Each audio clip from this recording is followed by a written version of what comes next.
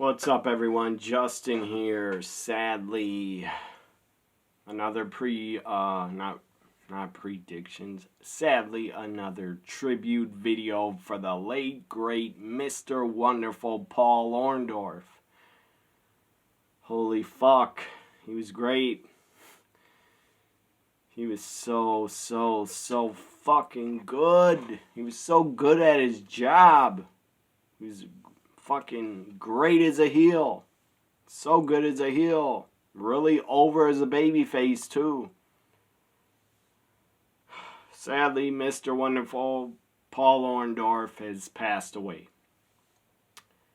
I did not get to do this tribute yesterday, but I had to do it today. I had to pay my respects to Mr. Wonderful Paul Orndorff. I grew up watching the guy. He was a big star in the 80s when I was a kid. I actually got to see him at a live event, house show in 87 or 88 for the WWF. I don't remember the match he worked. I was only like 3 to 4 years old. Maybe it might have been 86 house show, because I was still 3 years old in 86 for part of the year. Could have been 86 that I saw him. I might have been 3 years old when I saw Paul Orndorff. But anyways, sadly, he passed away on July 12th. At the age of 71. He was born October 29th, 1949. He had a hell of a wrestling career. He was a great trainer for WCW at the power plant. He trained a ton of guys. I don't know how many guys he trained, but he helped break in a lot of guys, like the Natural Born Thrillers, Jimmy Yang. He helped train them at the power plant. He was a hell of a trainer, a great teacher, a great coach, whatever you want to call him, producer, agent. The guy was a great fucking coach, and he was a Hall of Fame talent in the ring. And he's a hell of a talker. He had it all. He had the looks. He had the body. He had everything. He could wrestle. He could cut promos. Mr. Wonderful Paul Orndorff, the guy really fucking had it all. He had it all. Also, don't forget, never, excuse me, never, ever forget that he was a part of the first ever WrestleMania. He was part of the main event. You couldn't have that main event without Mr. Wonderful in it. It couldn't have been Piper and Cowboy Bob. That would have sucked. It had to be Piper and Orndorff. It had to be. Those two guys against Mr. T and Hulk Hogan. So nobody will ever take that away from him. It is set in stone. It is history. Excuse me. History in the making. That will never be taken from Paul Orndorff or his name that he was in the first and got to be in the first ever WrestleMania main event. He will be fucking remembered forever for that. Also, he did a lot of other great things than just WrestleMania 1. He had a great career in Florida, in Mid-South, in WCW for a little while. So let's talk about his wrestling career. First off, the guy was a great fucking athlete, a natural born athlete. He was a football player, and a damn good one. I forgot this. And he set records also. At in high school in Tampa, I believe he set a lot of records. I think for, what's that called? Shot put. where you throw that heavy ball. I think that's what it's called. And he played football. He's probably a great high school football player. Played in college. So he debuted in wrestling. He started in 1976. He was trained and brought up the old school way, where you had to be super tough. First off, you had to be an athlete. You had to be, well, not an athlete, but you had to be in shape. You had to be super tough to break into the business. In the late 70s, early 80s, you had to be super tough because your trainers did not hold back at all. They did not hold back. And Paul Orndorff was trained by Bob Backlund, Jack Briscoe, Eddie Graham, and Hiro Matsuda. Those 4 guys were all good in their careers in the ring.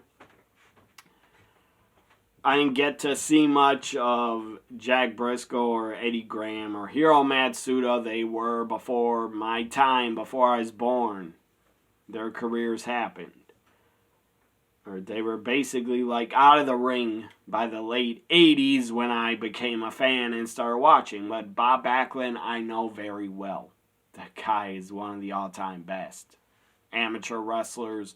The guy's a shooter, legit tough, legit wrestler. So he was trained by all those guys. Debuted in 76 and retired in 2000. I believe he actually had a match at Fall Brawl 2000 pay-per-view, I think. So he played football. He earned a ton of notoriety. It says he was a great running back in the University of Tampa, where he scored 21 touchdowns and ran for over 2,000 yards. You see this old school Dan Marino shirt I'm wearing. I'm a fan of football, so that's a hell of an accomplishment. That is fucking impressive.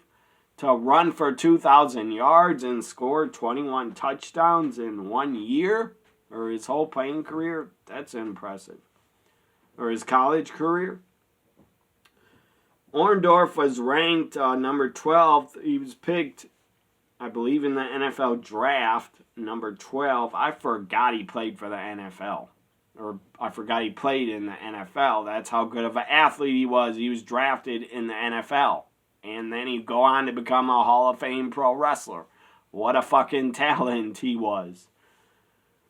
He succeeded at football and wrestling in his life.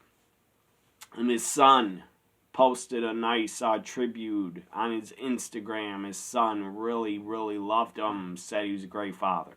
And I'm sure he was. He saved his money, everything he made in wrestling he saved.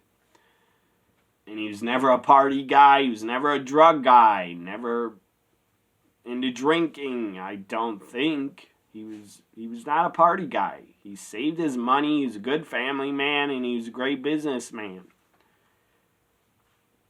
So he got drafted 289th in the 12th round in the 73 NFL draft by the Saints. But he failed to pass a physical for the Chiefs and the Saints. So then he played in the World Football League after one season. I guess he thought maybe there was more money in wrestling, or a wrestler saw him play football and he got into wrestling because he played 1 year. He played 1 year in the World Football League for 1 year, and then he started training to become a pro wrestler. So he either liked pro wrestling more or he liked the money. I don't know. But from what I could tell, I don't know if he was a fan growing up. I forget if he ever said that in interviews. But I am very sure Paul Orndorff loved wrestling, loved the business, and respected it. It doesn't matter if he's a fan growing up or not. Some of us, we all were not. Obviously, I was. So, he started wrestling in Mid-South in 1976, where he feuded with a young Jerry Lawler. He won the NWA Southern Heavyweight Championship on June 7th, 1977. He would also, after Mid-South, he would go to the Memphis territory. Or actually, Jerry Lawler would go back there. So then, Paul Orndorff and Ernie Ladd. Ernie Ladd and Paul Orndorff feuded over the NWA Tri-State North American Heavyweight title. And he would work for NWA Mid-South. A lot of territories. Georgia. He appeared in Georgia Championship Wrestling. He would have a really good run there. He feuded with Buzz Sawyer over the NWA National Heavyweight title. He won the gold. June 20th, 1982, he won the NWA National Heavyweight title. Sadly, Paul Orndorff never got to be a world champion for WCW or WWF. He could have been, he should have been. He was good enough, in my opinion. Like when WCW had that international world title, before that it was the NWA title. Rick Rude held it. Flair held it. Sting held it. That international world title. They could have gave that in like 93, 92. They could have gave that to Paul Orndorff. For sure. He could have been international NWA champion. He was good enough. He also, they kind of dropped the ball a little bit with Paul Orndorff in WCW. He should have feuded with Ric Flair over the world title. And he should have won it from him in like 94 or 93. So, anyways, he worked for Georgia Championship Wrestling, had a really good run there. He would move on to where he became the biggest star. He was also, he went to New Japan Pro Wrestling for a couple months. And he was end up teaming up with Brutus Beefcake. And then after that, he went back to Japan and he was Big John Studd's partner. But he became the biggest star. He got his name and his career exploded. And he became a huge star the minute he went to WWF. The best decision of his career, in my opinion, is where he was at his best. I don't know about at his best. He was still in his prime. He was probably actually better in the early 80s. He was really good in Mid-South.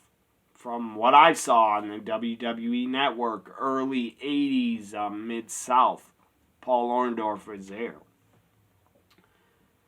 So you go to WWF late 83 until 88.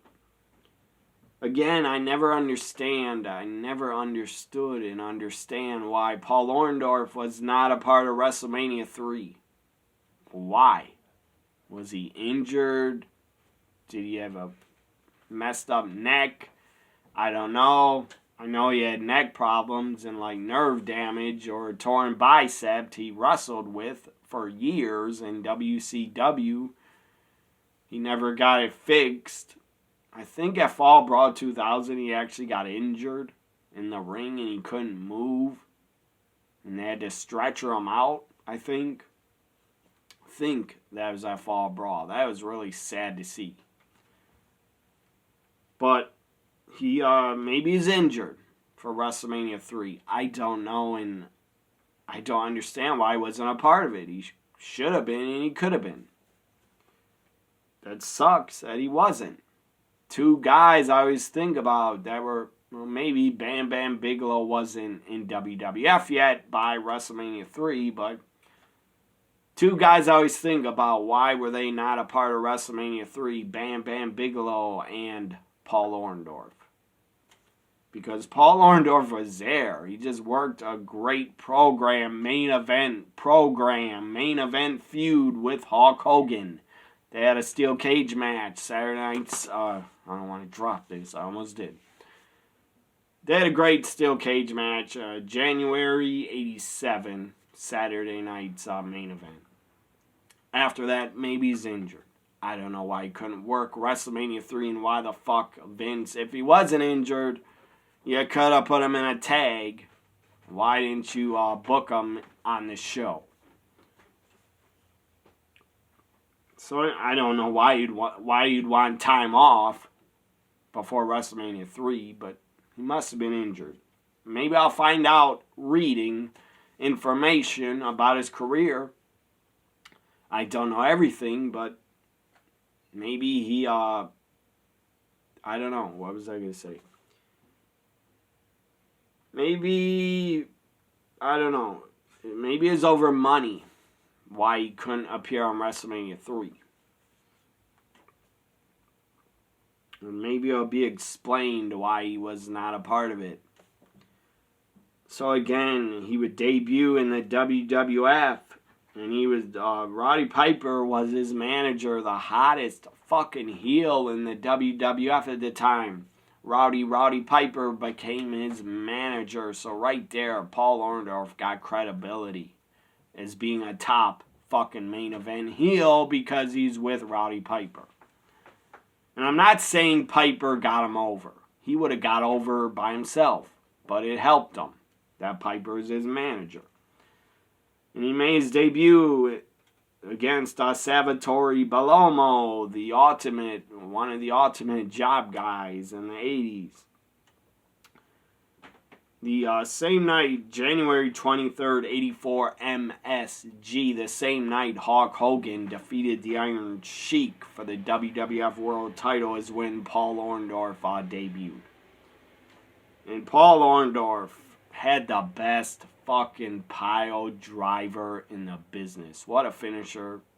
He did it the best out of everyone. So WrestleMania 1, it was great. It was Paul Orndorff, Roddy Piper in the main event against Hogan and Mr. T. Let's go on and skip forward a bit. This was so good. To me, WrestleMania 1 was a highlight for Paul Orndorff in WWF, but this was his best feud, his best work in WWF was his feud and rivalry with Hulk Hogan. They would have a couple of matches in 86 and early 87 that were just legendary and epic. They wrestled everywhere. Probably every house show live event. I know they wrestled in Maple Leaf Gardens, Toronto, I believe. That was sold out in 86. They wrestled at outdoors in Toronto, the baseball stadium. I don't know if it's Toronto, but it's in Canada in like a baseball stadium, I think, where there's like 78 or 80,000 fans for Hogan, Paul Orndorff. They also worked Saturday night's main event in a cage and many other matches, I'm sure, in Philly and Boston. I don't think they ever main evented a Madison Square Garden televised event. I don't think so. But let's go on to the feud. Eventually, this was great. Paul Orndorff would, on TNT Tuesday Night Titans, Paul Orndorff would fire Bobby the Brain Heenan. He fired him as his manager. He's like, oh, you and Roddy Piper or Bob Orton, you were talking on the phone about WrestleMania 1 in the match and discussing it. And then Paul Orndorff started to get angry. He was like, I ain't getting any damn phone call to talk about the match. And then Bobby Heenan was like, well, we called you. and you didn't answer. And Paul Orndorff got pissed. He's like, I didn't get any damn phone call. And then he's like, Bobby Heenan, I'm sick of you. You are fired. And he walks out, and Bobby Heenan was pissed. That was great. That was great fucking TV. Then he goes on to turn babyface. When Piper and Orndorff would do a run-in, and Piper and Orndorff were preparing to team up on Hogan, but he became a babyface, and he stood by Hogan, and then he fired Bobby Heenan afterwards. So then Orndorff and Hogan would team up like they were best friends as a tag team, and they feuded with Piper and Orton. And they would team up all over the country against Piper and Orton. Then this was so great. After Bobby Heenan was fired, Heenan put a bounty on Bobby Heenan put a bounty of $25,000 on Paul Orndorff to pay to anybody that could injure him. No one succeeded. Bobby Heenan uppered the bounty to $50,000. And then Roddy Piper himself, but it would be Piper and Orndorff feuded, and they were going at it. I believe it was 86. But this was so great. In February 86, Bobby Heenan used a match. It was Hulk Hogan and Don Morocco as an opportunity for King Kong Bundy to attack Hogan as WrestleMania 2. And for some reason, Paul Orndorff and Don Morocco at WrestleMania 2, it could have been great. It should have been longer, but it ended really quick. And it was a double count out. I don't know why it was so quick, the finish. So anyways, this is so great.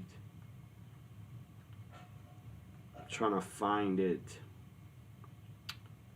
So basically, Hogan and Paul Orndorff were a team. I think it was on Superstars. They teamed up against Big John Studd and King Kong Bundy. And after the match, trying to find this part.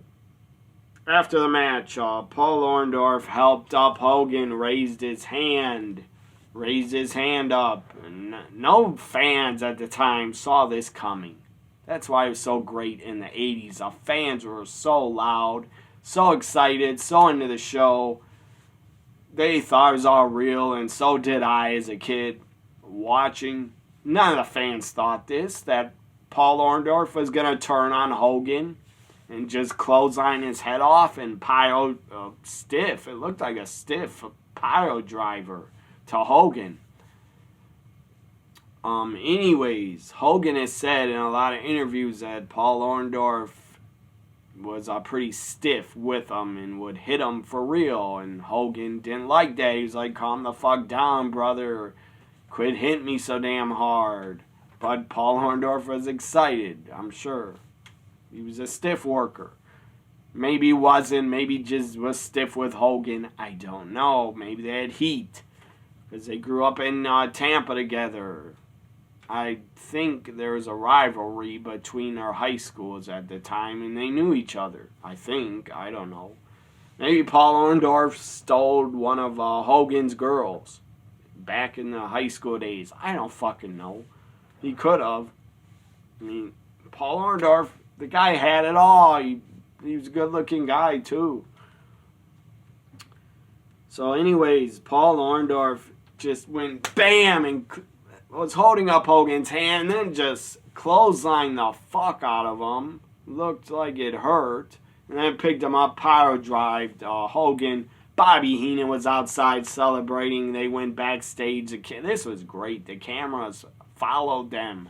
Backstage, Bobby Heenan was celebrating with King Kong Bundy, Big John Studd, and Paul Orndorff was back. And he's a part of the Heenan family. I believe Bobby Heenan paid him a whole bunch of money to come back or something, or turn on Hogan. Anyways, it was great. Backstage, Bobby Heenan, I so remember this like it was yesterday. Bobby Heenan starts yelling on the mic when they were trying to talk to Paul Orndorff, I think it was Mean Gene or somebody, Lord Alfred, or Mean Gene was like, why'd you do this? Why'd you turn on Hogan?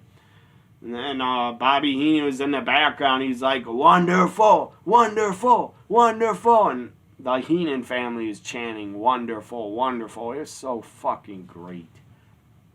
In the business, it was a different time. That era was different. It was so great. It was so fun to watch because the fans thought it was real. And the physicality, to me, it is fucking real. They get hurt all the time. Nothing is fake about pro wrestling.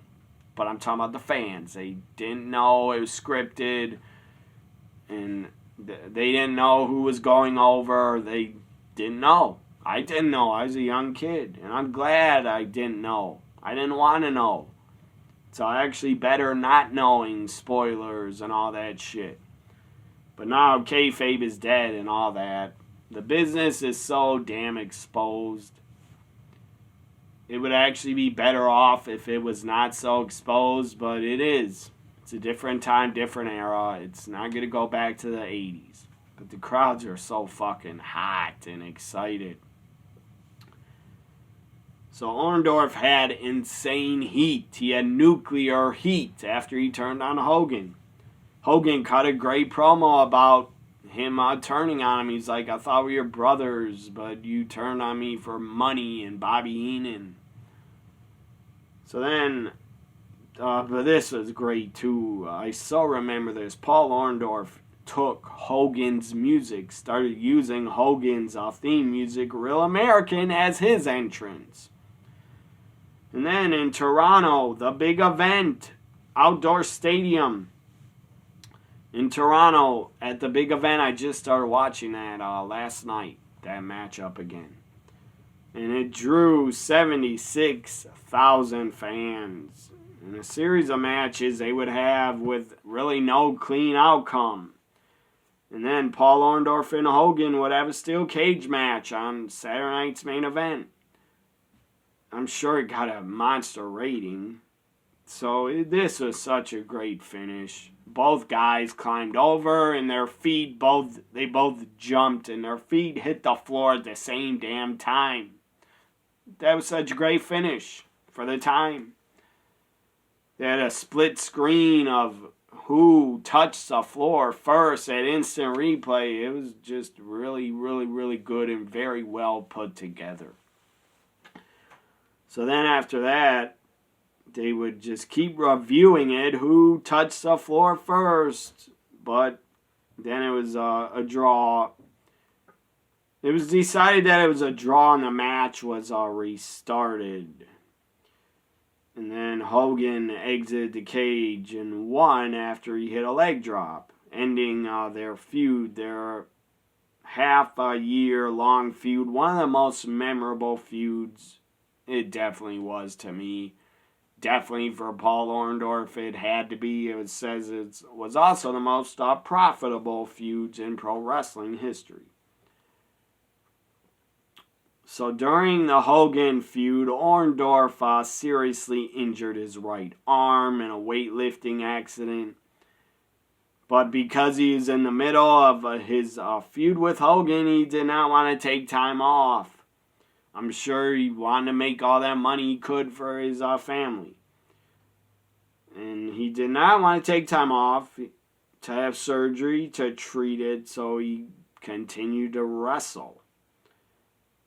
So, Orndorff, I almost said Orton, Orndorff then worked a reduced schedule again.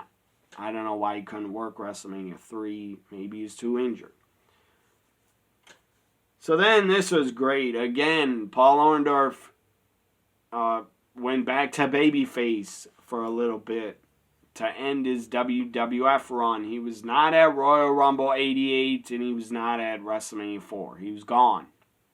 I don't know why he didn't appear on those big shows, but he did not. He was gone. And he would never work again. In the WWF or WWE, never would work again. Yes, he appeared a couple times for the Hall of Fame. And I think for Raw Legends Night or when, I don't know, for a few shows he came back. For a couple shows. I think he was even at WrestleMania 25 maybe. So anyways, he would not, 87 was his last year in WWF. This was great. He would leave Bobby Heenan because Bobby Heenan brought in ravishing Rick Rude to take Paul Orndorff's place in the Heenan family. And Paul Orndorff returned to the ring June 87, along with in Buffalo, New York. During a Superstars taping, it says Orndorff with King Kong Bundy, or Orndorff has been off TV since WrestleMania 3 as well. So anyways, they teamed up. Eventually, Paul Orndorff was a babyface again into the end of 87. And he had a really big matchup. He fired Bobby Heenan again. And he would later feud with Rick Rude, and then he made Oliver Humperdinck his manager. And Paul Orndorff's last big appearance in pay-per-view was Survivor Series 87, the first ever Survivor Series where he teamed up with Hogan, Bam Bam, Ken Patera, Don Muraco. And that was a legendary fucking main event for the first ever Survivor Series. So many great talents were in it, Hall of Famers. So then he semi-retired in 88 to 1990. He retired due to his arm injury, and he focused on running a bowling alley. And Don Muraco, I heard just say in a video of his podcast, he said Paul Orndorff got ripped off trying to open a bowling alley, that some guy conned him to open a bowling alley. So maybe that's why he returned to wrestling in 1990, because maybe he needed money. If he lost a lot of money in opening that bowling alley, I don't know. But his right arm was noticeably smaller due to his neck injury and nerve damage that he had in his right bicep. In 1990, he would return and wrestle a series of matches against Kerry Von Erich. In 1990, he went to WCW. And he was there for Clash of the Champions 11 against Arn Anderson. He was also on the main event. And he was in action at 1990's Great American Bash. He was also part of the Dudes. The Dudes with Attitude. That were Sting's boys. The Steiners and Junkyard Dog were in that. I think that's what they were called, the Dudes with Attitude. So anyways, after 1990, he would leave WCW in the fall, but he would come back in 93, or late 92 maybe. For sure he's back in 93, but from 1990 to 93, he worked for the UWF Herb Abrams. Holy fuck, I can't believe he worked there, and I hope he got paid by that crazy little man, Herb Abrams. I hope he got paid well for appearing for the UWF Herb Abrams shows, because that guy was a fucking mess. He loved hookers and drugs. Watch his Dark Side of the Ring. It's fucking really entertaining. So UWF had television on several cable outlets, and they had a lot of old WWF stars. While working for the UWF, Paul Orndorff also wrestled for the AWF, and he was their world champion. In 1991, he defeated Stan Lane. He would leave the AWF in February 92. Then he would work for Smoky Mountain Wrestling in 1992. He was there for a while, or for 92. He returned to WCW in 92 and 93 until he was there until 2001, until they closed. I believe he retired in 96 from the ring. It says he retired in 2000, but he really was gone in 96. He was hardly around. Will say his WCW run, he was a TV champion. He was also part of a great underrated tag team, Pretty Wonderful, with Paul Roma. They were great together. They were really good together.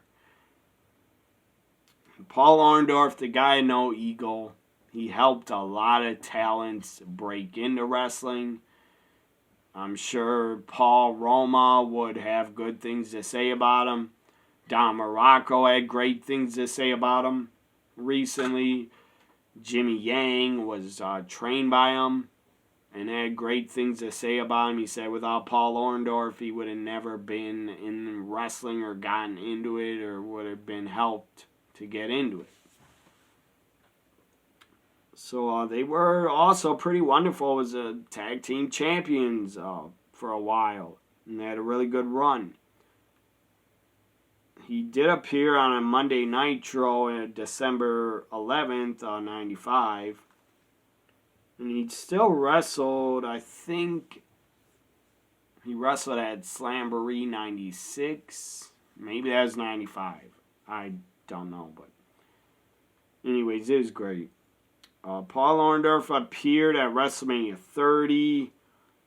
He appeared at the Hall of Fame and was put in the Hall of Fame in 2005 by Bobby Heenan. That was great.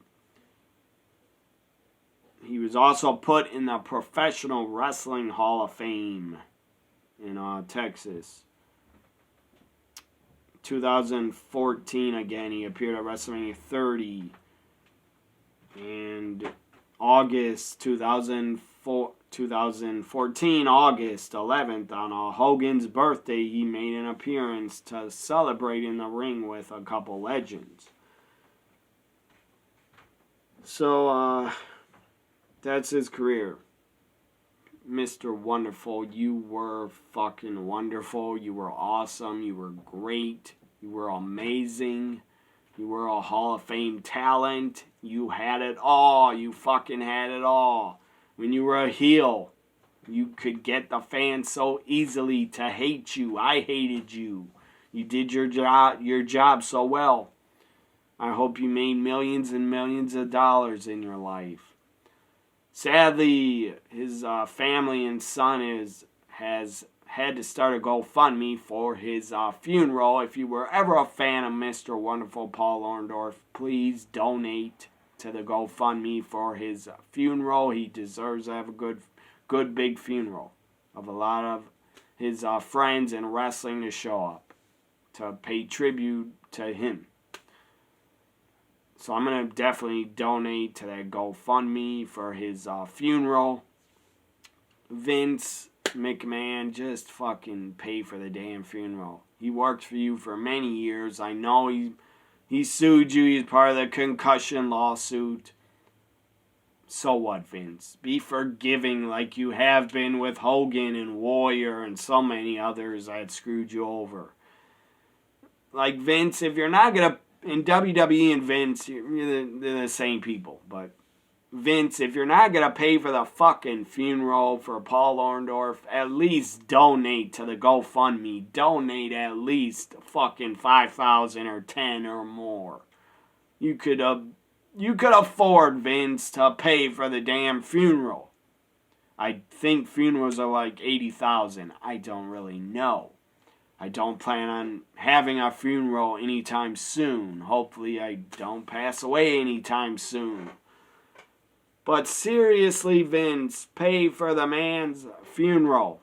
For all the work he gave you and did for you and made you money in the 80s. You could do that much to give back to him. So, again, the guy Paul Orndorff held so many titles. He was put in the Football Hall of Fame University of Tampa in 1986. He's AWF heavyweight champion,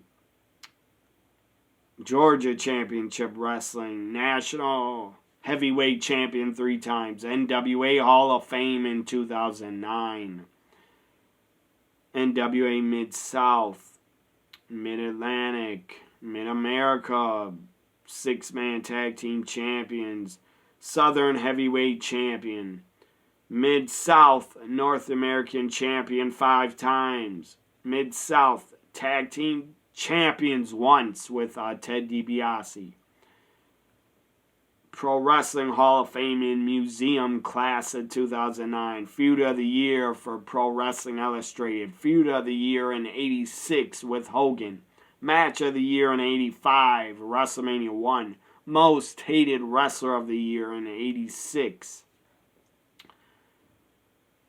He held so many other titles. WCW TV title, WCW Tag Team titles 3 times with Paul Roma twice and Jimmy Snuka once.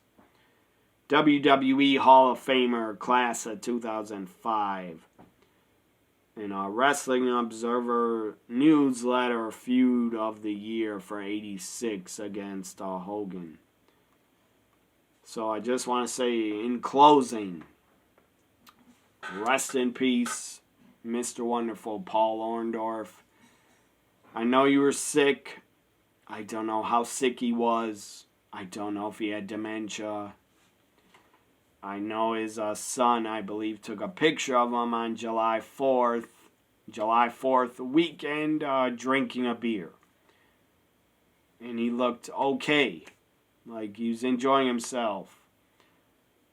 I just hope he wasn't in pain and really sick. So,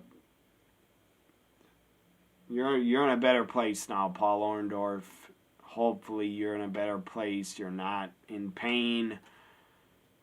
I hope you got to greet your friends and hang out with them. Bobby Heenan, Roddy Piper, Big John Studd, King Kong Bundy, Gorilla Monsoon, Andre the Giant.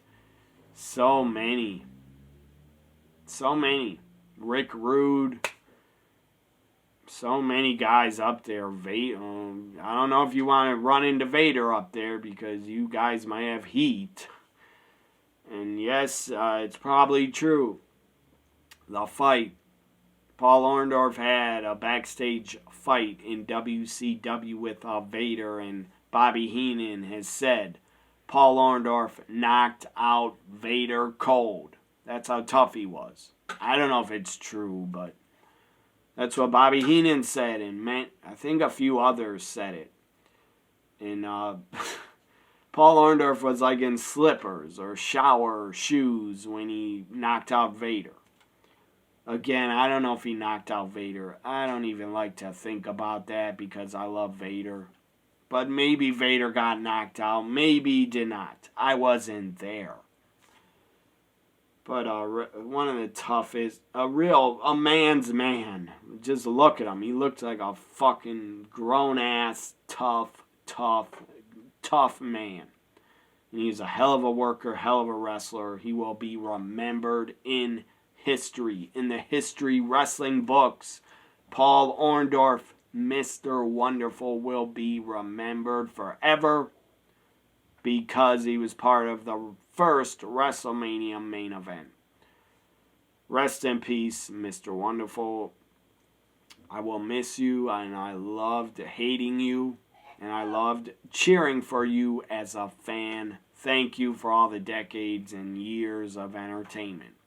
You will be fucking missed. Rest in peace, Paul Orndorff, Mr. Wonderful.